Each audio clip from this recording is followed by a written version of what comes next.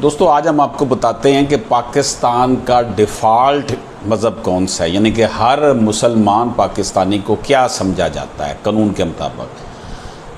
के मुताबिक हर शख्स को हनफी तस्वर किया जाता है, यानी हनफी स्कूल ऑफ थॉट का। और इसके मरने के बाद अगर इसका कोई वारिस वगैरह का मसला होगा तो वो हनफी फ़िक़ा के मुताबिक हल होगा। ताहम अगर कोई मुतवफ़ी मुसलमान या इसके लवाकिन दावा करें कि मरहूम अहले तशी या दूसरे फ़िक़े से था, तो ये चीज़ भी साबित करना होगी, यानी कि वो बताएंगे कि जनाब ये अहले तशी था या किसी दूसरे फ़िक़े से था। 2021 CLC 1269 लेटेस्ट जजमेंट है। हाई कोर्ट ने यह फ़ैसले में करार दिया है कि हर मुसलमान हनफी तस्वर होगा जब तक कि वो साबित ना करे कि वो किसी दूसरे फ़िक़ा से है।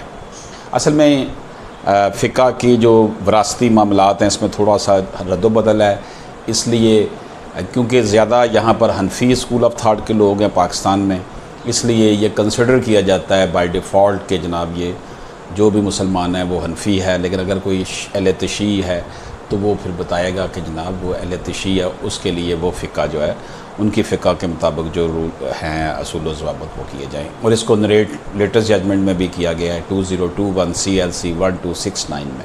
इजाज़त दीजिए, अल्लाह हाफ़िज़।